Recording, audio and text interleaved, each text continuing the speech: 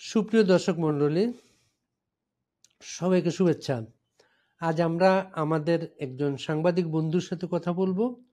প্রতিবেশী দেশ ভারতের সাংবাদিক তিনি, আনন্দবাজারের অনুমিত্র চট্টোপাধ্যায়। সবাই যাকে ভালো চেনেন জানেন। কেমন আছেন দাদা? এই তো ভালো আছি দাদা।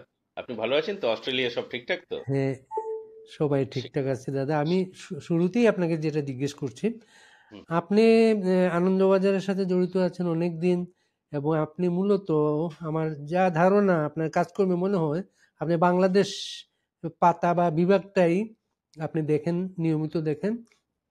মানে এত নিয়মিত দেখেন আর কি, এত আপডেট থাকেন আপনি। আর এখানে আপনার নিশ্চয়ই একটা অন্য কোনো আবেগও কাজ করে। আপনার কি বাংলাদেশে কোনো আত্মীয়স্বজন ছিল বা আছে এখনো? দাদা, আমি একটা কথা বলি। হুম। এটা হলো, আমার মনে আছে 1972 সালে আহ, বঙ্গবন্ধু শেখ মুজিবুর রহমান তিনি ঢাকা ফিরে তারপর ওখান থেকে কলকাতায় এসেছে। তো কলকাতায় আহ, তার একটা বিখ্যাত, মানে এত ভিড় পৃথিবীর আর কোনো বিদেশের নেতার জনসভায় হয়নি। পিপুল, গোটা কলকাতা একেবারে মানে স্ট্যান্ড স্টিল হয়ে গিয়েছে। তো সেই বক্তৃতাটা আমি শুনেছিলাম। তো তাতে উনি একটা খুব মানে দরকারি কথা বলেছিলেন। বলেছিলেন, যেমন বাংলাদেশ আগে, ভারত আগে ভাগ হয়েছিল ধর্মের ভিত্তিতে, বাংলাদেশ রাষ্ট্রটা তৈরি হয়েছে কিন্তু ভাষা আন্দোলন হচ্ছে যার গোড়া। তো বাংলা ভাষায় যে কথা বলে, বাংলা যার মাতৃভাষা, উনি বলেছিলেন বাংলাদেশ তারই দেশ। তো এখন যে ব্যাপারটা হয়েছে যে পাসপোর্ট, ভিসা ইত্যাদি প্রভৃতি এইসব টেকনিক্যাল ব্যাপারগুলো রয়ে গেছে, কিন্তু আমি মনে করি বাংলাদেশ আমারও দেশ। এই একটা আবেগ তো রয়েছে। আমি এমনিতে আহ, আমার জন্ম এবং আমার পরিবার হচ্ছে, পশ্চিমবঙ্গের হুগলি জেলা, কিন্তু বাংলাদেশের সঙ্গে একটা নাড়ির টান রয়েছে। সেই বাংলাদেশের নানা পরিবর্তন আপনি অনুসরণ করেন একজন সাংবাদিক হিসাবে, এবং হুম, এখনো করছেন। হ্যাঁ। সাম্প্রতিক বাংলাদেশটাকে আপনি কিভাবে দেখেন? দেখুন, সাম্প্রতিক বাংলাদেশ বলতে, বাংলাদেশ হচ্ছে নদীমাতৃক দেশ এবং সমুদ্রের খুব কাছে হওয়ায় সেই নদীতে জোগাড় ভাটা লেগেই আছে। 1971 সালে বাংলাদেশ স্বাধীন হওয়ার পর থেকে 1975-এ আবার তা মুজিব ঘাতকদের এবং স্বাধীনতা বিরোধীদের হাতে চলে যায়। তারপরে বিভিন্ন সময় কিন্তু এই জোয়ার ভাটাটা চলেছে। আজকে আমার মনে হয়েছে যেটা, এই যে সরকার, অন্তর্বর্তী সরকার মোহাম্মদ ইউনূসের নেতৃত্বে, সেই সরকারে তো বিভিন্ন শক্তির, তাদের টানাপোড়েন, তাদের প্রাধান্য একটা রয়েছে।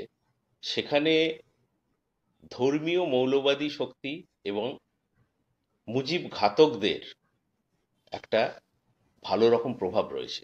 সেটা তাদের কাজে কর্মে সর্বত্র সেটা প্রকাশিত।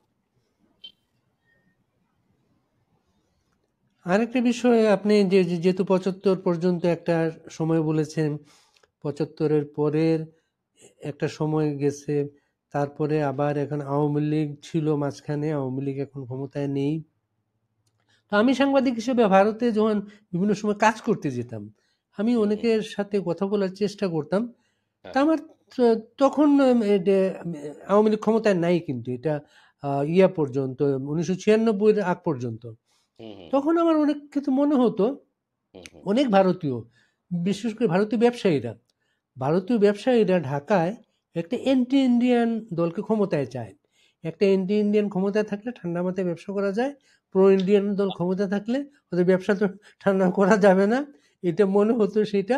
তবে পরে মনে হয় যেটা উলটপালট হয়ে যায়, 10 ট্রাক অস্ত্রের ঘটনাটা, যে বিশ্বাসটা ভেঙে যায় সেটা। আপনার কিভাবে মনে হয় জিনিসটা? দেখুন, একটা ব্যাপার খুব পরিষ্কার। আহ, সেটা হচ্ছে যে 2001-এ, হ্যাঁ, 2001-এ বিএনপি এবং জামাতে ইসলামের যে সরকার বাংলাদেশে প্রতিষ্ঠিত হয়, আমি সবসময় এটা অনেককেই বলেছি, আবারও বলছি, আমাদের বাংলাদেশে হাই কমিশনার ছিলেন পিনাক রঞ্জন চক্রবর্তী একটা খুব সুন্দর কথা আমাদের বলেছিলেন। 3 মাসের মধ্যে আমরা অনুধাবন করলাম যে ভারতের পশ্চিম দিকে যেমন একটা পাকিস্তান, পূর্ব দিকেও আর একটা পাকিস্তান তৈরি হয়ে গেছে। অর্থাৎ দুটো দিক থেকে ভারতের উপর চাপ, আক্রমণ, নাশকতা এই ব্যাপারগুলো শুরু হয়েছে। তো একটা 10 ট্রাক অস্ত্রের অ্যাসাইনমেন্ট ধরা পড়েছিল। আমি মনে করি এরকম বহু অ্যাসাইনমেন্টই এসেছে। যখন 2001 থেকে 2006 পর্যন্ত ওই সরকার ওখানে ছিল, সেই সময় আমাদের বিশেষ করে নর্থ ইস্টে যে সমস্ত ইনসার্জেন্ট গ্রুপগুলো ছিল, তাদের ভয়ঙ্কর রকম বাড়বাড়ন্ত ছিল। প্রতি ও, মানে যে কোনো ধরনের মিটিংয়ে আমাদের পক্ষ থেকে একটা তালিকা দেয়া হতো বাংলাদেশের পার্বত্য চট্টগ্রামের কোন কোন জায়গায় কখনো দেখানো হতো 119টা, কখনো 125টা, কখনো 200টা তাদের আশ্রয় শিবির এবং প্রশিক্ষণ শিবির রয়েছে। তো তারা সেগুলো নিয়ে বলতেন যে আমরা এগুলো পরীক্ষা করে দেখব, এবং অবধারিতভাবে 3-4 দিন পরে বলা হতো আমরা পরীক্ষা করে দেখেছি, এগুলো সব মিথ্যা। তো আমাদের ইনসার্জেন্ট গ্রুপগুলোর মধ্যে সবচেয়ে প্রধান ছিল যেটা, সেটা হচ্ছে আসামের আলফা, আমরা বলি, আপনারা বলেন উলফা।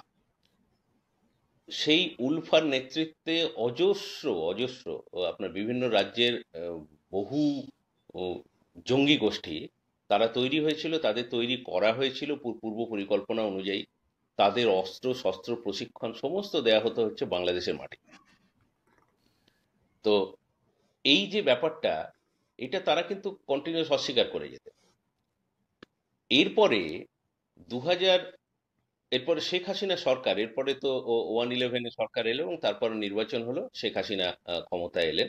তো সেই সরকার যখন ক্ষমতায় এলো, শেখ হাসিনা ঘোষণা করলেন যে ভারতের মাটিতে, বাংলাদেশের মাটিতে ভারতের বা অন্য কোনো দেশের কোনো জঙ্গি গোষ্ঠীর কোনো রকম কাজকর্ম করতে দেওয়া হবে না। তো এটা শুধু মুখের কথা নয়, এই একই কথা কিন্তু আগে সরকারও বলত, কিন্তু তার সঙ্গে এই জিনিসগুলো চলত। আমরা দেখলাম যে যে সত্যি সত্যি সেখানে ঘাঁটিগুলো রয়েছে, সেখানে একের পর এক অভিযান হলো, অজস্র জঙ্গি ধরা পড়লো, এবং বহু জঙ্গি পালিয়ে ভারতে ঢুকলো এবং ঢুকে ধরা পড়লো। তার মধ্যে এই আলফা বা উলফার এক ঝাঁক প্রথম সারির নেতা রয়েছে। একই সঙ্গে অনুপ চেটিয়াকেও এদিকে প্রত্যর্পণ করা হলো, বা তিনি চলে এলেন আর কি। তো সেইগুলো এই সরকারের আমলেই হয়েছিল, শেখ হাসিনা সরকারের আমলেই হয়েছিল। আর নিরাপত্তার দিক দিয়ে ভারত শেখ হাসিনা সরকার থাকায় অনেকটাই একটা ভালো বোধ করছিল। আহ, জঙ্গিদের বিরুদ্ধেও, ইসলামী জঙ্গিদের বিরুদ্ধেও শেখ হাসিনা জিরো জিরো টলারেন্সের নীতি নিয়েছিলেন। শুধু পুলিশ নয়, পুলিশের তো অ্যান্টি টেরোরিস্ট স্কোয়াড ছিলই, তার বাইরে একাধিকবার সেনা অভিযান হয়েছে জঙ্গিদের বিরুদ্ধে। তার ফলে ওদিক দিয়ে ভারতের নাশকতা যে সমস্ত পরিকল্পনাগুলো হচ্ছিল, উম, সেগুলো কিন্তু বন্ধ হয়েছিল। আবার এই সরকার, শেখ হাসিনা উচ্ছেদ হয়েছেন আগস্ট মাসের 5 তারিখে, 5 মাস অতিক্রান্ত হয়েছে। আবার সেই সমস্ত জঙ্গিরা তারা ভারতে ঢুকছে, এখানে সংগঠিত হচ্ছে, একের পর এক এখানে ধরা পড়ছে। এই ব্যাপারগুলো চলছেই।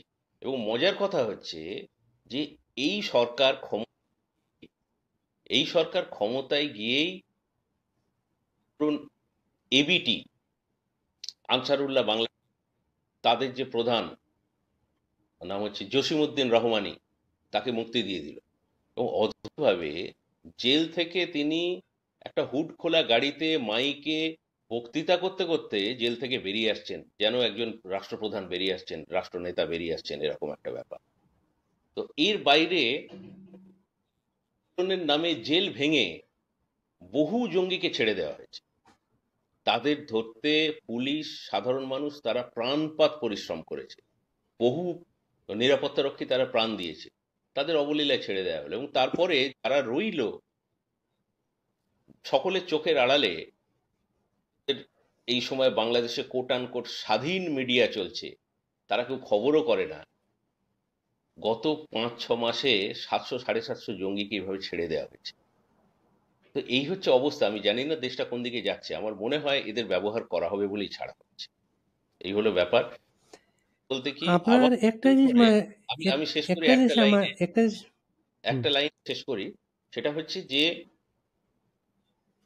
এই ইউনূস সরকার আসার পর আবার নতুন করে ভারতের নিরাপত্তা ঝুঁকির মধ্যে পড়েছে, এবং মস্ত বড় ঝুঁকি, এটুকু আমরা বলতে পারি। আপনি অনেকদিন যাবৎ মিডিয়াতে আছেন। আপনি আপনি কিভাবে বলবেন জানি না জিনিসটাকে। বাংলাদেশ ভারতের সহযোগিতায় স্বাধীন হয়েছে। বাংলাদেশের মুক্তিযুদ্ধের সময় ১ কোটি শরণার্থী ভারতে আশ্রয় নিয়েছিল এবং ভারতের অর্থনৈতিক অবস্থা তখন এত আজকের মতো ভালো ছিল না। বাইরে থেকেও কোনো সাহায্য পাওয়া যাচ্ছিল না। যেহেতু আন্তর্জাতিক বিশ্ব আমেরিকার কারণে বাংলাদেশের মুক্তিযুদ্ধের পক্ষে ছিল না। সেই বাংলাদেশ যেখানে ভারতীয়রা শরণার্থী ট্যাক্স দিত তখন। শরণার্থী কর একটা ভারতীয় যখন বাসে উঠতো, একটা ভারতীয় ট্রেনে উঠতো, একটা ভারতীয় যখন সিনেমা হলে যেত, শরণার্থী ট্যাক্স দিতে হতো তাকে। শরণার্থী ট্যাক্সের টাকায় এই শরণার্থীর ভরণ পোষণগুলো হতো। এমনকি মুজিবনগর সরকারের যে কর্মচারীদের মাসিক একটা বেতন দেওয়া হতো, সেই টাকাটাও কিন্তু ভারত সরকার থেকে তারা পেত সেটা। জিয়াউর রহমানও যে ভাতাটা যেতে পেতেন বা সেক্টর কমান্ডাররা, সেটাও কিন্তু ওইভাবে আসতো সেটা। সেই বাংলাদেশ এইভাবে এতটা ভারত বিরোধী হয়ে উঠলো কেন? এটা কেন মনে হয় আপনাদের? আমি জানি না কতটা এখানে বলার অবসর আছে, কিন্তু এই কথা বলতে গেলে অনেক কথা বলতে হয়। আমার মনে হয় যে এই ভারত বিরোধিতা এমনি এমনি হয়নি। হ্যাঁ, আহ, আমি দুদেশের সম্পর্কে একটু আগে যে কথাগুলো বললাম সেটা হচ্ছে আমার দেশের সিকিউরিটি অ্যাসপেক্টে, কিন্তু সেই অ্যাসপেক্টটাই তো সব নয়। হুম, বাংলাদেশের মানুষ তারাও কিন্তু খালেদা জিয়ার সরকারের থেকে আমলের থেকে অনেক বেশি সিকিউর হয়েছিলেন এই 15 বছর। কারণ সেখানে আহ, ওই সমস্ত জেলায় বোমা ফাটা, জেএমবির উৎপাত, আদালতে বোমা ফাটা, যখন তখন বাসে বোমা ফাটা, এসবগুলো বন্ধ হয়ে গিয়েছিল। হোলি আর্টিজান হামলার পর থেকে প্র্যাকটিক্যালি বাংলাদেশে আর কোনো সেভাবে জঙ্গি হামলা ঘটেনি, এবং তার জন্য প্রশাসনের সাফল্য অসাধারণ। কিন্তু নিরাপত্তাটাই তো সব নয়। যে কোনো দেশে আজকে গণতন্ত্রের আকাঙ্ক্ষাটা একটা বড় আকাঙ্ক্ষা। আমার মনে হয়েছে যে আগের সরকার বা আগের দল যদি এই ব্যাপারটায় নজর দিতেন, নির্বাচনগুলো ওইরকম প্রশ্নবিদ্ধ বিতর্কিত না করতেন, যদি বিরোধী দলকে একটু রাজনৈতিক স্পেস দিতেন, তারা বলবেন যে এই তো এই বিরোধী দল দ্বারা যারা পোড়াও করেছেন, এ করেছেন, ও করেছেন, কিন্তু ওগুলো কোনো যুক্তি নয়। হুম, জ্বালাও পোড়াও ঠেকানোর দায়িত্ব তোমার, যেভাবে তোমরা জঙ্গিদের ঠেকিয়েছো। কিন্তু বিরোধী দলকে যেভাবে দমন করা হয়েছে, সাধারণ মানুষ তাদের মনে করেছেন যে আমাদের বলা কথা সেগুলো মানে সরকার সেগুলো যথেষ্ট গুরুত্ব দিয়ে দেখছে না। এই কারণেই একটা ক্ষোভ, এটা কিন্তু আমি বেশ কয়েক বছর ধরেই টের পাচ্ছিলাম। এবং আমার যেটা ধারণা হয়েছিল, আমি কথা অনেককে বলেছি, আমি এই কালকেই চট্টগ্রামের, আপনারও পরিচিত নিশ্চয়ই, বর্ষিয়ান সাংবাদিক, রয়টার্সের নাজিমুদ্দিন শ্যামল ফোন করেছিলেন। বলছেন যে ফেব্রুয়ারি মাসে আপনি যে কথা বলেছিলেন আমাকে, আমি তো দেখলাম যে এপ্রিল মাসে সেটা ফুলে গেল। আমার মনে হয়েছিল যেটা, যে এই পরিস্থিতিতে গণতান্ত্রিক উপায়ে যখন ক্ষমতা বদল করা যাচ্ছে না, তখন একটা রক্তাক্ত ও বা সেনা অভ্যুত্থানই হোক, কিছু একটা ঘটতে চলেছে। এইটা আমি বলেছিলাম তাকে ফেব্রুয়ারি মাসে। তিনি কলকাতায় এসেছিলেন চিকিৎসার জন্য, আমরা দীর্ঘ আলোচনা করেছিলাম। সেখানে উনি জানতে চেয়েছিলেন। তো আমি আমার রিডিং থেকে এটা বলেছি।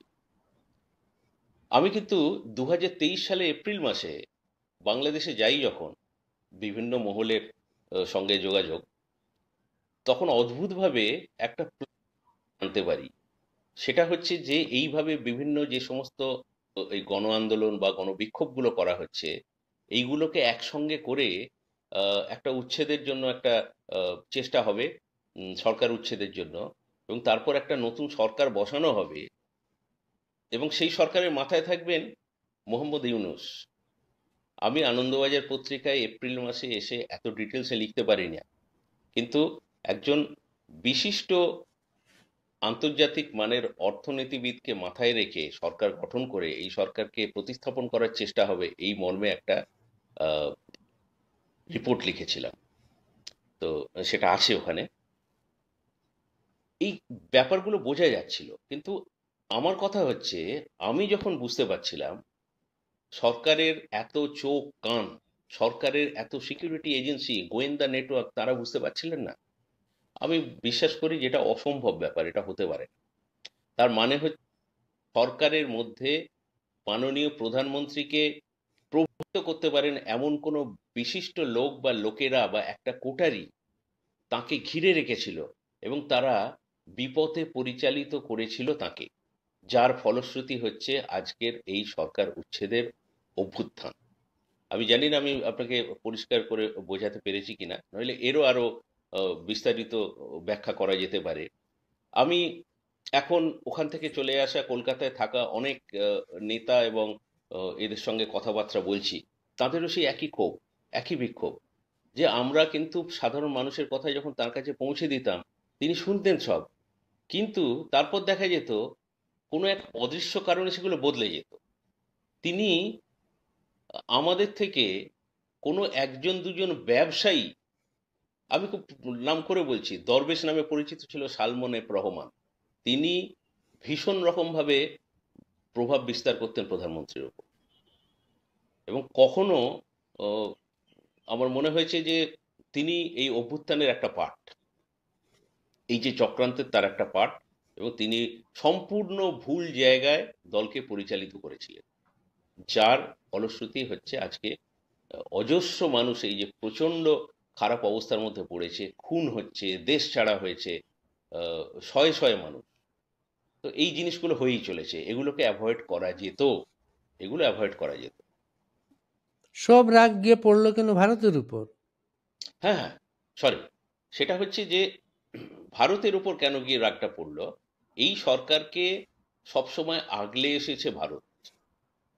আমি আপনাকে বলতে পারি সেটা হচ্ছে যে এই সময়ের মধ্যে সবকিছু প্রকাশ করা হয় না, অন্তত 4 থেকে 5 বার আপনাদের প্রধানমন্ত্রীকে হত্যা করার চক্রান্ত হয়েছিল, ভীষণ রকম চক্রান্ত। আমাদের গোয়েন্দা বা গুপ্তচর সংগঠনগুলো নির্দিষ্ট সময়ে সুনির্দিষ্ট খবর দিয়ে তাকে আহ, সেগুলোকে মোকাবিলা করেছেন, আটকানো সম্ভব হয়েছে।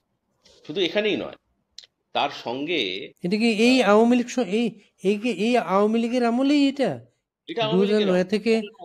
ডেফিনেটলি ডেফিনেটলি 15 বছর, এই যে 16 বছর এর মধ্যে অন্তত 4 বার তো বটেই হয়েছে।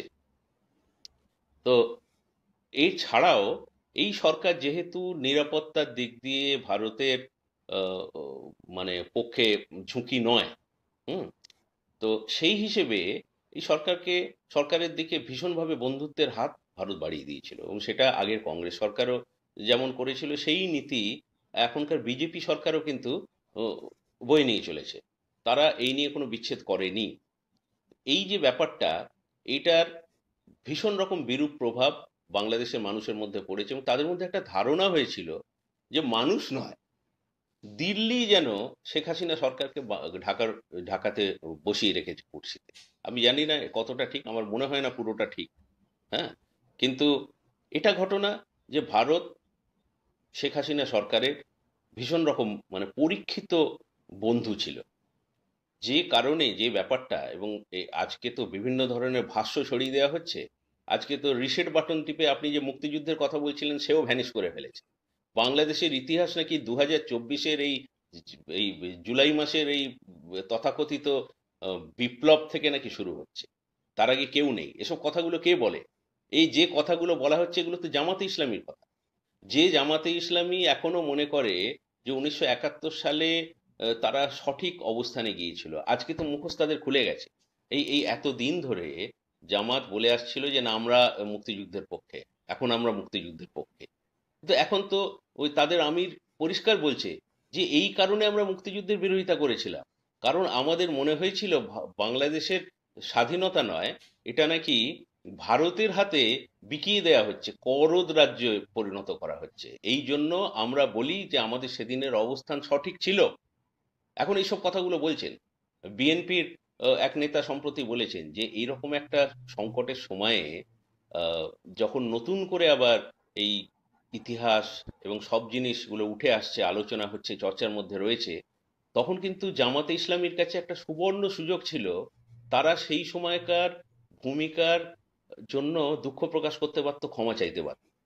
কিন্তু দেখা গেল যে তারা সেই সময়ে তাদের যে ভূমিকা ছিল তাকে যুক্তিযুক্ত করার জন্য, জায়েজ করার জন্য তারা গলা ফাটিয়ে চিৎকার করছে।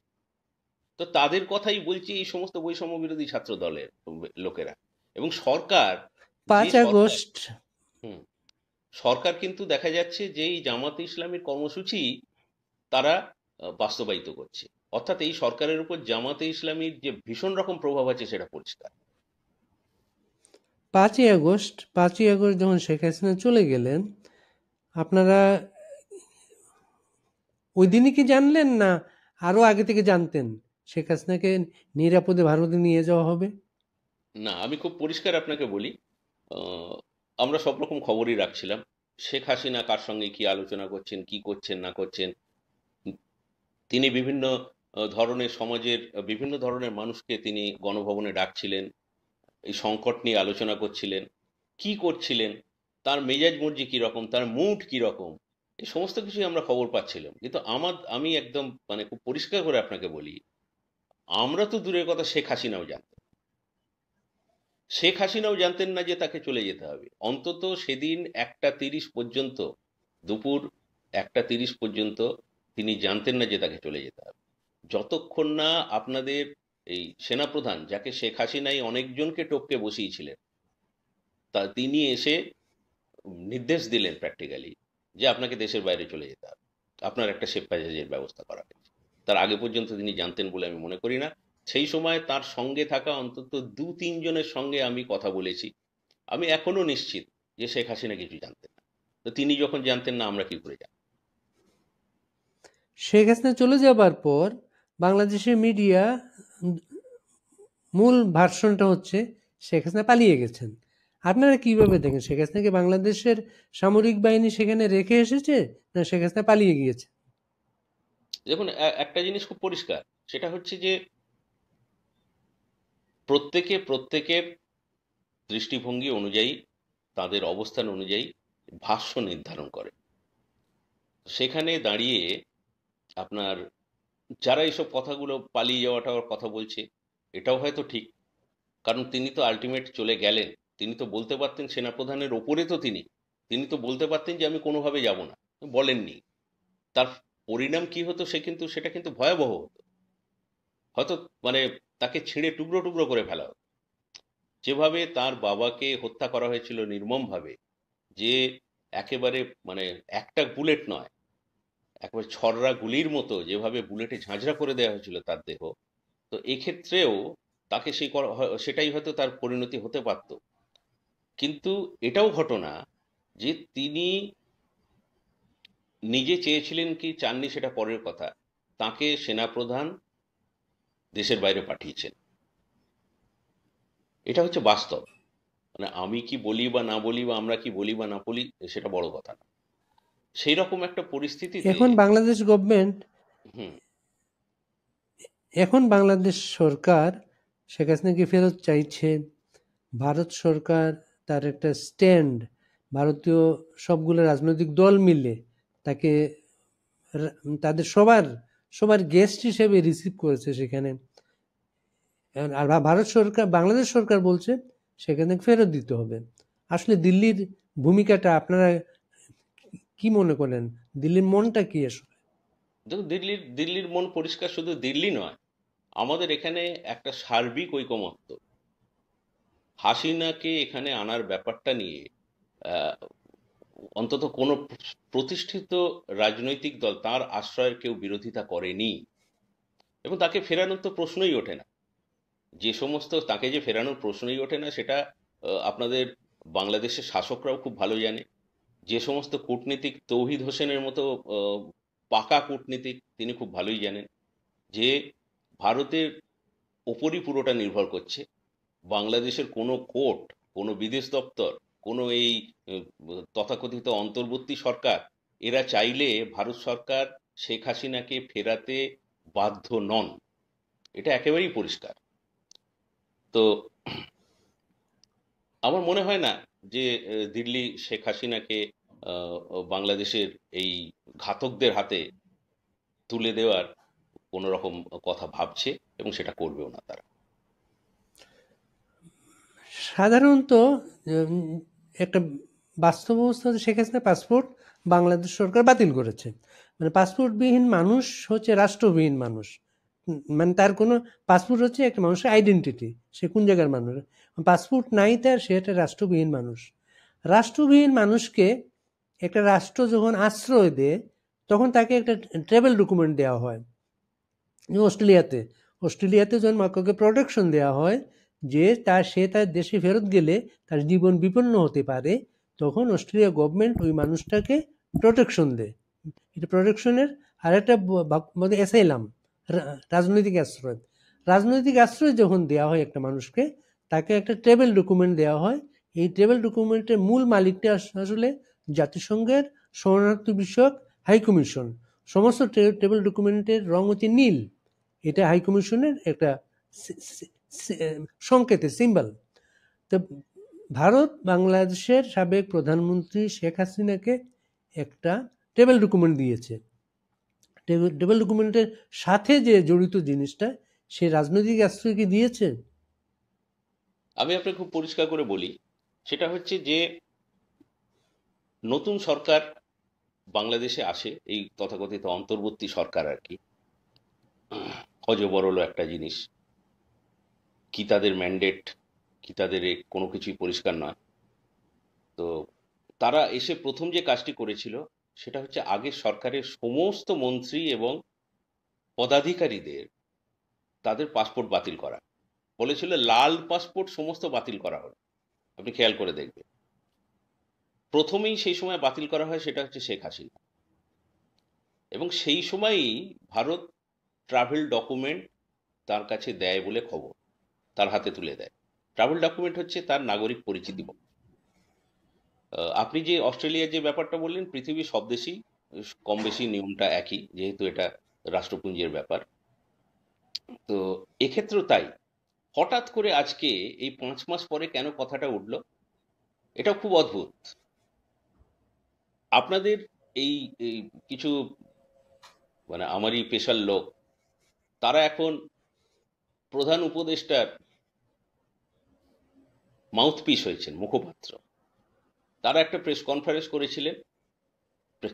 প্রেস কনফারেন্সটা কি না, বাংলাদেশের জন্য পাসপোর্ট চালু করা হচ্ছে।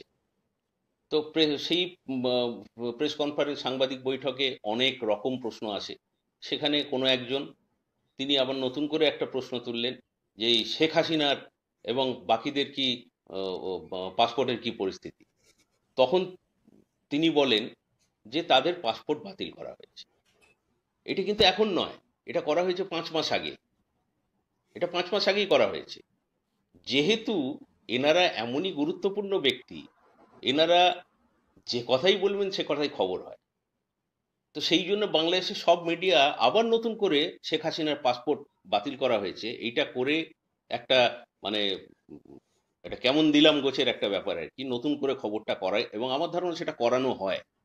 কারণ বাংলাদেশের এই মধ্যে সংবাদ মাধ্যম, এই যে এত কথা বলা হচ্ছে, আগে 16 বছরেও এত মানে নিয়ন্ত্রিত ছিল না। এখন পুরোপুরি সরকার এবং সরকারের মানে পরিচালক, আসল মাথা যারা, কিছু কতিপয় লোক, তারা মিডিয়াকে নিয়ন্ত্রণ করছে তাদের কথা মতো, তাদের মানে দৃষ্টিভঙ্গি মতো। খবর খবর যদি না করা হয়, তাহলে রীতিমতো অফিসে ঢুকে মাস্তানি করছে তারা। এই করতে হবে, এই লোককে ছাঁটাই করতে হবে, এই সমস্ত নির্দেশ দিচ্ছে। এ তো মানে ভাবা যায় না। তালিবানরা বোধহয় এই জিনিস করেনি ওখানে, কিন্তু এই জিনিস বাংলাদেশে এখন চলছে। এটা কোনো রকম কোনো মিডিয়ার খবর নয়, আমাদেরই বন্ধুরা সেখানে একই পেশায় রয়েছে, তাদের কাছ থেকে আমরা এই খবর পাচ্ছি। সেখানে দাঁড়িয়ে এই খবরটা এখন করা নতুন করে যে হাসিনার পাসপোর্ট বাতিল করা হয়েছে। পাসপোর্ট বাতিল করা হয়েছে 5 মাস আগে। যার পাসপোর্ট বাতিল না করা হলে তিনি ট্রাভেল ডকুমেন্ট পেতেন না।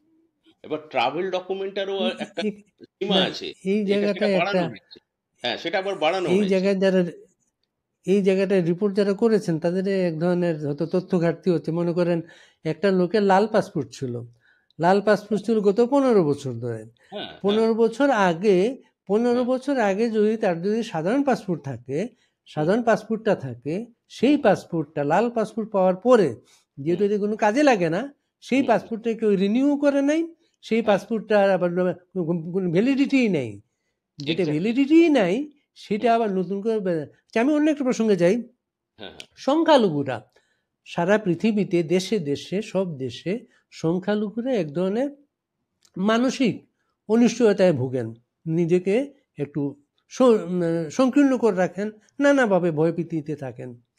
আমাকে একবার, আমি যখন পায়ে হেঁটে বাংলাদেশ ঘুরি তখন ময়মনসিংহের একটা গারো শিক্ষক আমাকে বলেছে, ওনার নাম হচ্ছে প্রণব রিচেল। আচ্ছা, তিনি আমাকে বলছেন, ফজলুল বাড়ি, আপনি বাংলাদেশে আছেন, সংখ্যাগুরুদের দলে আছেন, আপনি সংখ্যালঘুদের সমস্যাটা আপনি বুঝবেন না। তা আমি হুম, একজন সংখ্যালঘু, আমি পৃথিবীর যে কোনো দেশের সংখ্যালঘুর বিষয়টা যখন পড়ি, আমি একটু স্পর্শ করে, আমাকে টাচ করে আমি এটা পড়ি। বাংলাদেশে হিন্দুরা সংখ্যালঘু, খ্রিস্টান, বৌদ্ধ সবাই এরা সংখ্যালঘু, ভারতে মুসলিমরা সংখ্যালঘু। তো বাংলাদেশের একটা ট্র্যাজেডি হচ্ছে, বাংলাদেশ সবাই মিলে দেশটা স্বাধীন করেছে, সবাই মিলে থাকবে, সমান মর্যাদা থাকবে, এমন একটা কথা ছিল।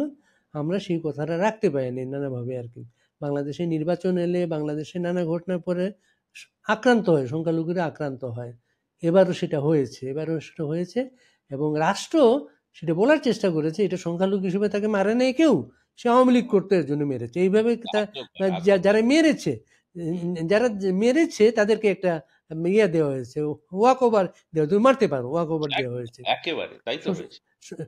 সংখ্যালঘুদের এবার যেটা চেঞ্জ যেটা আসলো, যেটা আমার পরিচিত অনেক হিন্দু ছেলে মেয়ে এই আন্দোলনের পক্ষে ছিল, একটা পরিবর্তনের পক্ষে ছিল। সে তার প্রোফাইল পিকচার সে লাল করেছিল। প্লাস হচ্ছে যখন জানা যায় আক্রমণ হতে শুরু করলো, তখন তার মনটা আবার অন্যরকম হয়ে গেল এবং একজন চিন্ময় প্রভুর নেতৃত্বে, যেটা পরিচিত কোনো মুখ ছিল না, তার নেতৃত্বে সনাতনী মঞ্চের ব্যানারে সারা দেশে সারা দেশে যে প্রতিবাদটা তৈরি হলো, এবং প্রতিবাদে নতুন নতুন ছেলে মেয়েরা চমৎকারভাবে যেটা বললো, কোনোদিন বাংলাদেশে হয় নাই সেটা, হুম, হুম, যে আমার দেশ, এটা আমার জন্মভূমি, এই দেশটা হুম, তোমার বাপের না, আমি এখানে রাইট, থাকবো, তুমি মারো মারো কাটো, আমি এখানে যাব না। সেই সংখ্যালঘু ইস্যুটা এখনো বাস্তব, কিন্তু আমাদের মিডিয়াতে, আমাদের সরকার, বাংলাদেশ সরকার বিভিন্নভাবে যে বলছে, এটাকে বাড়িয়ে দেখাচ্ছে ইন্ডিয়ান প্রপাগান্ডার, ইন্ডিয়ান মিডিয়া বাংলাদেশের একটা গুরুত্বপূর্ণ চরিত্র এই মুহূর্তে। আপনি কিভাবে দেখেন ইন্ডিয়ান মিডিয়া একজন সদস্য হিসেবে? দেখুন, এর মধ্যে দুটো দিক আছে। প্রথম কথা হচ্ছে যে আমি যদি যে কোনো ধরনের সমস্যা সেটা মেনে নিয়ে সেই সমস্যাটা সমাধানে উদ্যোগী হই, তাহলে একটা আশার জন্ম হয় যে তাহলে এটা বা এটা বাড়ে আহ, না, এটা আর বাড়ে না। এটা এটা এক্স্যাক্টলি, হ্যাঁ, এটা হচ্ছে একটা ব্যাপার। দ্বিতীয় যেটা, সেটা হচ্ছে যে এই সংখ্যালঘু ও বিষয়টা, আহ, আপনি যে চিন্ময় প্রভুর কথা বললেন, এই যে চিন্ময় কৃষ্ণ দাস, হুম, আমি ওনার যে কটা বক্তৃতা শুনেছি, প্রত্যেকটায় উনি কিন্তু এই বৈষম্য বিরোধী ছাত্রদের যে আন্দোলন, তার পক্ষে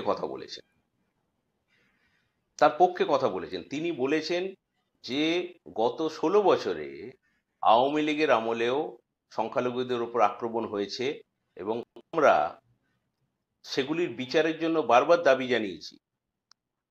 বছরের ওই 16-17 বছরেও একজনও কেউ সাম্প্রদায়িক হামলা বা এর কারণে আদালত কর্তৃক দোষী সাব্যস্ত হয়নি এবং তাদের শাস্তি হয়নি। তো আমরা কি করে বলি যে আগের সরকার খুব সংখ্যালঘুদের প্রতি তাদের ছিল?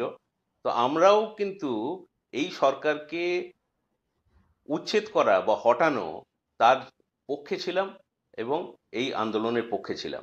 এটা তিনি বারবার বলেছেন। কিন্তু দেখা যাচ্ছে যে বর্তমান সরকার, তারা এসে সংখ্যালঘুদের উপর আক্রমণের ব্যাপারটা মেনেই নিতে তৈরি নয়। গতকালকে একটা রিপোর্ট বেরিয়েছে, কি না ওই সংখ্যালঘুদের এ নিয়ে একটা বোধহয় কমিশন টমিশন কিছু একটা করেছিল। তারা জানিয়েছে, যারা সব খতিয়ে দেখেছে, সেগুলো সবই হচ্ছে নাকি রাজনৈতিক, সাম্প্রদায়িক কোনো রং তাতে নেই। তো এই যে ব্যাপারটা, আমি যদি চোখ বুজে থাকি, তাহলে মানে এটা সেই মরুভূমিতে উটের একটা কথা মানে এ আছে যে উট পাখি নাকি যখন ঝড় আসে মাথাটা বালির মধ্যে গুঁজে দেয় এবং ভাবে যে কিছু হচ্ছে না। তো এইরকম একটা ভাব হচ্ছে এই সরকারের, এবং এর ফলে যারা অপরাধী তারা প্রশ্রয় পাচ্ছে। তারা জানছে যে আমি এরকম কাজকর্ম করলেও আমার কোনো শাস্তি হবে না, এবং হচ্ছেও না, শাস্তি হচ্ছেও না, বরং তাকে সরকারই আড়াল করছে, সরকারই আড়াল করছে তাকে। তো তার ফলে যা হবার তাই হচ্ছে, এটা একটা ব্যাপার। দ্বিতীয় কথা হচ্ছে যে এটা যে রাজনৈতিক নয় তার প্রমাণ, আপনি খবর নিয়ে দেখুন, সাতক্ষীরা, বরিশাল, চট্টগ্রাম, এইসব জায়গায় তো মিশ্র ধর্মের মানুষ যেখানে বসবাস করে, সেখানে সংখ্যাগুরু ধর্মের ৫-৬টা বাড়ি পেরিয়ে এসে সংখ্যালঘুর বাড়ি ভাঙচুর করে গেছে। সংখ্যালঘুর বাড়িটাই খুঁজে ভাঙচুর করে গেছে। আমি জিজ্ঞেস করছি যে কারা এরা এলো, বলছে আমরা জানি না, তাদের কেউ দেখিয়ে দিয়েছিল, তাদের কাউকে আমরা চিনি না, তারা এই এলাকার কেউ নয়। যে বাহিনী এসে আমার বাড়ি ভাঙচুর করছে, আমি চোখের সামনে দাঁড়িয়ে দেখছি, তাদের কাউকে আমি চিনি না। কেউ তাদের ঠিকানা দিয়েছিল এবং তারা খুঁজে পেতে এসে আমার বাড়িতে হামলা করেছে। তাদের কাছে আমরা দেখেছিলাম আপনার যে, হ্যাঁ, তো এর ফলে আপনি কি, আমি জানি না মানে এটা ও মানে রাজনৈতিক কি সাম্প্রদায়িক, এটা পরের কথা, কিন্তু সংখ্যালঘুর বাড়িঘরের ওপর নির্যাতন হচ্ছে, তাদের ওপর নির্যাতন হচ্ছে, তাদের বাড়িঘরে আগুন দেওয়া হচ্ছে, এই ব্যাপারগুলো হচ্ছে সত্যি। আপনি যেভাবে দেখবেন, যেভাবে ভাষ্য তৈরি করবেন, এই হচ্ছে ব্যাপার।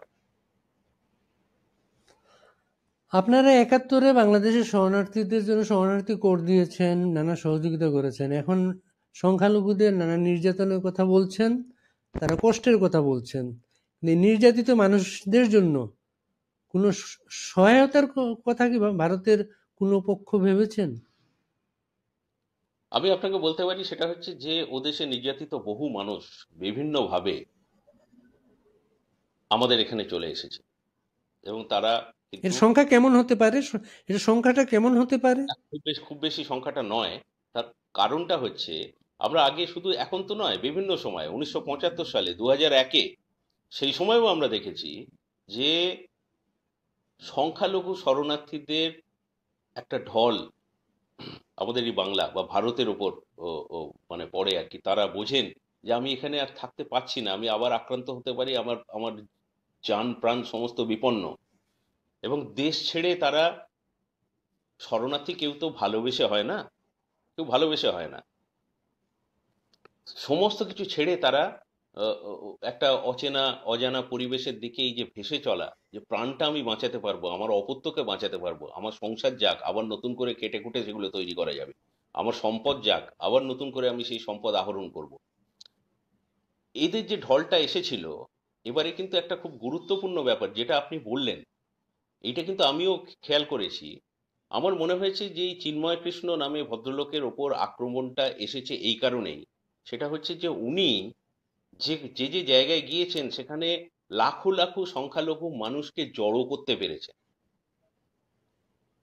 এইটাতেই ভয় পেয়েছে এই শাসকরা। এই এই এই এবং তাকে গ্রেপ্তার করে এটা থামিয়ে দেওয়া হয়েছে।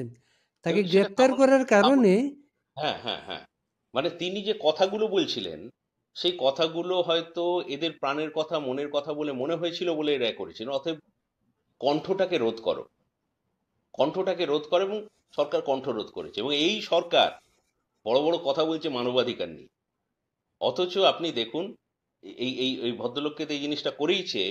এছাড়াও আগেকার আমলের মন্ত্রী, আগেকার রাজনৈতিক নেতা, এমনকি বিচারপতি পর্যন্ত, তাদের গ্রেপ্তার করে যেভাবে আদালতে তোলা হয়েছে, এবং আদালতে তোলার আগে পরিকল্পিতভাবে তাদের মারধর খাওয়ানো হয়েছে।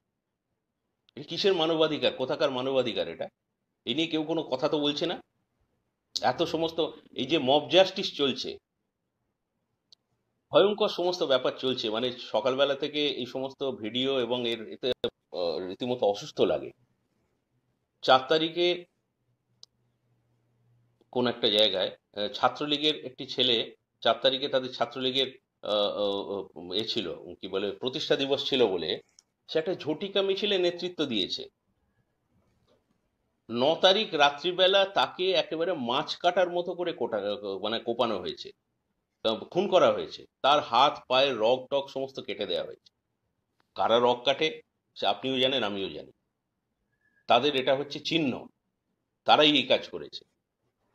কিন্তু এই জিনিস দিনের পর দিন হয়েই চলেছে। তো এর মধ্যে মানবাধিকার কোথায়? একাত্তরে কোনো খবর কাগজে একাত্তরে পত্রিকায় খবর বাংলা নেই। একাত্তরে আওয়ামী লীগের নেতারা ওই পরিস্থিতিতে ভারতে আশ্রয় নিয়েছিলেন। এখনো অনেক নেতা ভারতে আশ্রয় নিয়েছেন। একাত্তরে সেই নেতৃত্ব একটি প্রবাসী সরকার গঠন করেছিল ভারতে। এবার কি সে ধরনের কোনো সম্ভাবনা দেখেন? দেখুন, এখনো অন্তত সেই পরিস্থিতি হয়নি, এবং সেরম কোনো চিন্তা ভাবনাও তাদের আছে বলে আমি মনে করি না। স্বাভাবিকভাবেই তাদের সঙ্গে আমাদের যোগাযোগ আছে। আহ, আমার মনে হয় না যে তারা, পরিবেশ পরিস্থিতি আলাদা, সেই জিনিস একইভাবে একই ফর্মুলায় তো সবকিছু হয় না। কিন্তু এরা যে এখানে এসেছেন, এটা ঘটনা যে এরা প্রাণ বাঁচাতে এসেছেন। এরা যদি ওখানে থাকতেন, তারা খুন হয়ে যেতেন, শুধু জেলে যেতেন না, খুন হয়ে যেতেন। তো তারা এখানে উম, মানে প্রাণের দায়ী এসেছেন। এটা 2001-এও আপনাদের আহ, আগেকার শাসক দলের বহু নেতা কলকাতায় ছিলেন। 4-5 বছর তারা খুব খারাপ অবস্থায় কাটিয়েছেন, আমি নিজে তার সাক্ষী। আজকে তারা আবার ফিরে গিয়ে, মানে 16 বছর আগে তারা যখন ফিরে গেলেন, গিয়ে আবার নতুন করে দেখলাম যে এমন সব কথাবার্তা বলছেন যেন এই আগের 5টা বছরে তারা কিভাবে ছিলেন। আমি তাদের ভেউ ভেউ করে কাঁদতে দেখেছি, হতাশার মধ্যে পড়ে, যে আর হয়তো দেশে ফেরা হবে না। বড় বড় নেতা, প্রভাবশালী ডার্ক সাইটে নেতা, তাদের কাঁদতে দেখেছি। তো তারা ফিরে যাওয়ার পর আবার ওখানে যে দাপট, এবং যে এই যেভাবে শুরু করেছিলেন, আহ, মুশকিলটা হচ্ছে যে ইতিহাসের শিক্ষা বোধহয় তারা নেননি। এটা নিলে এই অবস্থা হতো না। এবং আহ, এইটা আমার মনে হয় শীর্ষ থেকে শুরু করে নিচের স্তর পর্যন্ত সর্বত্রই এই একই বিষয়টা। দিল্লিতে শেখ হাসিনার জীবন সম্পর্কে আপনারা কি জানেন? খুব বেশি জানি না, জানার দরকারও নেই। যেটুকু জানি সেটা হচ্ছে যে উম, খুব মানে 5 স্টার জায়গায় তিনি নেই, একেবারেই বেসিক সুযোগ সুবিধার জায়গাটুকু তার ওখানে আছে। যার ফলে তিনি, আহ, যেই তাকে তার নাম্বার পেয়ে ফোন করে, তিনি ফোন ধরেন, কথাবার্তা বলেন।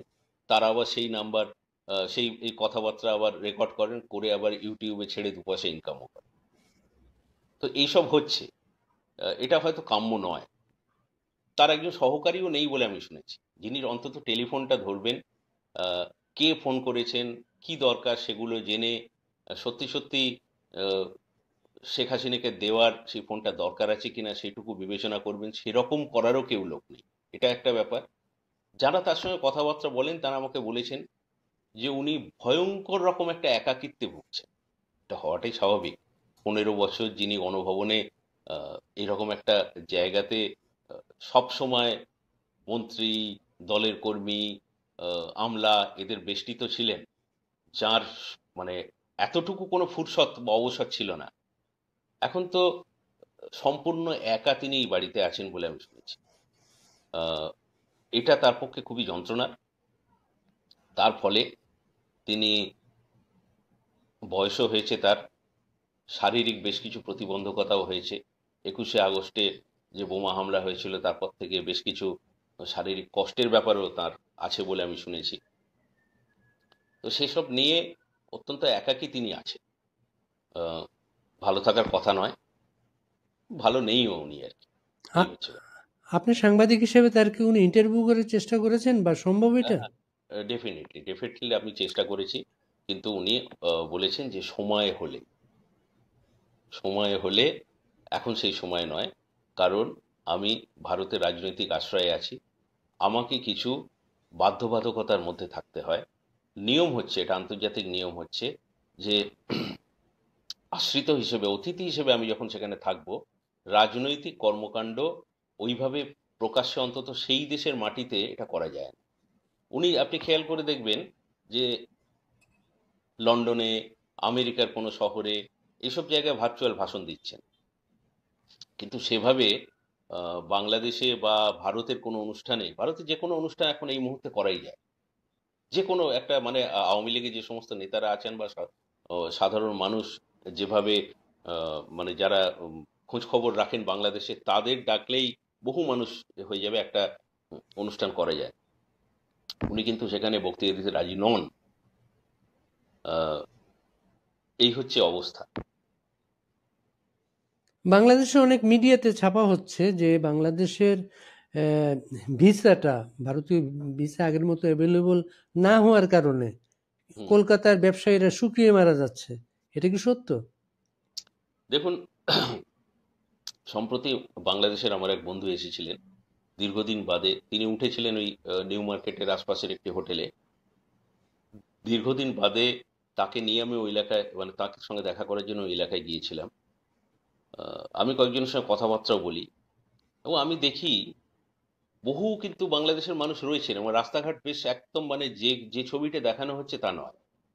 আবার এটাও ঘটনা যে ওই প্র্যাকটিক্যালি যে বাংলাদেশ থেকে ওই এলাকায় থাকতেন যে সমস্ত মানুষরা এসে, তাদের সংখ্যা কম, এবং তাদের ওপর রুটি রুজি বহু মানুষের, রেস্তোরাঁ, হোটেল, আশপাশের দোকান টোকান, এদের অসুবিধে তো হচ্ছেই। কিন্তু ভারতের জনসংখ্যার তুলনায় সেটা এত কম, এত কম, এত কম, যে আমার মনে হয় তারা বিকল্প কোনো কিছু করে নিতে পারবে। এটা কোনো মানে এটা অন্তত দু দেশের সম্পর্ক বা এর মধ্যে প্রভাবের ক্ষেত্রে কোনো বিষয়ই নয় এটা। এইসব কিছু কিছু বাজে কথাবার্তা ওখানে ছড়ানো হচ্ছে। না, এখানকার হাসপাতালগুলো নাকি শুকিয়ে মরে যাচ্ছে বাংলাদেশের রোগী না। আমাদের তো জনসংখ্যার বড্ড অভাব, যে বাংলাদেশের রোগী না পেয়ে হাসপাতাল শুকিয়ে মরে যাচ্ছে। হাসপাতালগুলোর অবস্থা একই, একই অবস্থা। আসলে রোগীর কোনো জাত নেই, ধর্ম নেই, তাদের নাগরিকত্ব নেই। তারা আসতেন এখানে চিকিৎসা করাতেন, একইভাবে তারা এখন। আগামী 5 থেকে 6 মাস, আগামী 5-6 মাস বা নিকট ভবিষ্যতে হুম, আপনি ভারত বাংলাদেশের সম্পর্কটা কোন জায়গায় দেখেন? দেখুন, আমার যেটা মনে হয় সেটা হচ্ছে যে যে সরকার এখানে এসেছে তার মধ্যে আহ, মানে সবচেয়ে বড় অভাব যেটা, সেটা হচ্ছে রাজনীতির অভাব। রাজনীতির যে প্রাজ্ঞতা, সেই জিনিসটাই সরকারের কারুর নেই, যার জন্য কিছু বাইরের শক্তি প্র্যাকটিক্যালি ঘাড়ে বসেই সরকারকে চালাচ্ছে, যেটা একেবারেই কাম্য নয়। এই সরকার একেবারে, আপনি যদি মেলাতে যান দেখবেন একটা এনজিও দের সরকার। রাজনীতি নেই, রাজনীতি ছাড়া সবই আছে সেখানে। সেখানে সার্বিক ক্ষেত্রে এই সরকার ব্যর্থ, সমস্ত ক্ষেত্রে আইন শৃঙ্খলা রক্ষা থেকে শুরু করে। আমি কালকে একজন বিএনপি নেতার সঙ্গে কথা বলছিলাম, তার নাতির জন্মদিন উপলক্ষে কারওয়ান বাজারে তিনি কিছু মাছ মাংস কিনতে গিয়েছিলেন, তার দামি আইফোন পকেট মার হয়ে গেছে। তো ব্যাপার হচ্ছে, তিনি কিন্তু বেশ প্রতিষ্ঠিত লোক সমাজে, তারই হয়ে গেল, ও পকেট মার হয়ে গেল। শুধু তো তা নয়, আইন শৃঙ্খলার পরিস্থিতি সাংঘাতিক খারাপ, চুরি ডাকাতি এমন জায়গায় পৌঁছেছে যে পুলিশকেও এই এই আন্দোলনকারীরা, পুলিশের উপর সাধারণ মানুষের যে একটা ভয়ভীতি ছিল, সেগুলো ভেঙে দিয়েছে। হ্যাঁ, তার ফলে পুলিশ একটা হাস্যকর জায়গায় পরিণত হয়েছে। পুলিশ আর সেই সেই মানে অপরাধীদের ওপর যে নিয়ন্ত্রণ, সেটাই এখনো কায়েম করে উঠতে পারে। তো এই অবস্থা, দ্রব্যমূল্য যে কি অবস্থা আপনি তো দেখতেই পাচ্ছেন। আপনি দেখুন, ভারত অনেকেই ভেবেছিল যে এই যে সমস্ত নিত্য প্রয়োজনীয় পণ্য যায় সেগুলো বন্ধ করে দেবে, হ্যাঁ কমিয়ে দেবে, তার ফলে চাপ দেবে। এসব কিছু করেনি কিন্তু, উল্টো ব্যাপার। পেঁয়াজের দাম কমিয়েছে, বাড়তি চিনি দিয়েছে, বাড়তি চাল দিয়েছে, এবং দাম কমিয়ে দিয়েছে। তারপরেও সম্পূর্ণ রাজনৈতিক কারণে এই সরকার, তারা পাকিস্তানের কাছ থেকে পণ্য কিনছে, চিনি কিনছে, চাল কিনছে, আলু কিনছে, এবং পাকিস্তান তারা আবার ভারত থেকে কম দামে কিনে সেই জিনিসটা বেশি দামে বাংলাদেশে বিক্রি করছে, তবু পাকিস্তানের নুন খাবে তারা, কম পয়সায় ভারতের খাবে না। তো এই হচ্ছে অবস্থা। হ্যাঁ। তো আমি জানি না এর ফলে কার লাভ হচ্ছে, মানুষের খুব ক্ষতি হয়ে যাচ্ছে, মানুষের কিন্তু ভীষণ ক্ষতি হয়ে যাচ্ছে। শুধুমাত্র ওই পাকিস্তানি স্ট্যাম্প মেরে এবং ভারতের পণ্য বয়কট, ভারতের পণ্য যদি বয়কট করে আজকে বাংলাদেশের বাজারের অবস্থাটা কি হবে, যারা বড় বড় কথা বলছে দেশের বাইরে থেকে, তারা জানে না, তাদের কিছু যায় আসে না, সেই জন্যই তারা খেপিয়ে চলেছে এইসব কথাবার্তা। এবং আমরা মনে করি যে এইসব কথাবার্তা, এসব গুরুত্ব দেওয়ার কিছু নেই। যত তাড়াতাড়ি সম্ভব এই সরকার একটা নির্বাচনের ব্যবস্থা করুক, একটা পলিটিক্যাল গভর্নমেন্ট যদি সেখানে আসে, তাহলেই পরিস্থিতির পরিবর্তন হতে পারে। এটাই হচ্ছে আশার কথা। ইউনূস সরকারের একজন উপদেষ্টা বাংলা, বিহার, উড়িষ্যা এবং সেভেন সিস্টার্স বাংলাদেশের সাথে আত্মীকরণের জন্য একটা মানচিত্র প্রকাশ করেছিলেন। এই বিষয়টা আপনাদের মধ্যে কি প্রতিক্রিয়া তৈরি করেছিল? কিছু দুই প্রতিক্রিয়া, বাংলা এক হলে পাগলে তো ভালো না? পাগলে কিনা বলে। এই আজকে ইলেকশনের পর এই সমস্ত লোকজন কোথায় যাবে, আমি শুধু সেটা চিন্তা করছি, যে কি তাদের ভবিষ্যৎ হবে, কি তাদের পরিণতি হবে, কোথায় যাবে তারা। আমার মনে হয় এগুলো ভেবে দেখার সময় এসেছে। আর তাদের মতামতকে মানে একেবারে গাধা গরুর ডাকের থেকে বেশি কোনো রকম গুরুত্ব দেওয়ার কিছু নেই। এবং এই জিনিসটা আমার মনে হয় সচেতন বাংলাদেশের মানুষও এখানকার যে সমস্ত গাধা গরু যে ডাকাডাকি করছে, তাদের মতামতকে সেই পরিমাণই গুরুত্ব দেবে, আমি আশাবাদী। বাংলাদেশের মানুষকে আমি কিন্তু চিনি, তারা অনেক বেশি রাজনৈতিক সচেতন মানুষ। তারা মানে রক্তের বিনিময়ে স্বাধীনতা অর্জন করা মানুষ, এদের তারা স্পেয়ার করবে না, আমি নিশ্চিত। অনেক ধন্যবাদ দাদা, চমৎকার আমরা একটা আড্ডা দিলাম, আপনার কাছে অনেক কিছু আমরা ক্লিয়ার হয়ে গেলাম। আপনাকে অনেক ধন্যবাদ, ভালো থাকবেন। ধন্যবাদ। বলে ভালো থাকুন। দ্রুত বাংলাদেশে শান্তি এবং সুস্থ একটা স্বাভাবিক পরিস্থিতি ফিরে আসুক। আমরা আবার নতুন করে আবার সেই বন্ধুত্বের আড্ডাটা দিতে পারি। ওখানে বসে তারাও এসে আমাদের সঙ্গে যে আড্ডাটা দিতে পারেন, তাতে ভিসা এই সমস্ত কোনো সমস্যা থাকবে না। এটাই আমাদের আশা। নমস্কার। অনেক অনেক ধন্যবাদ।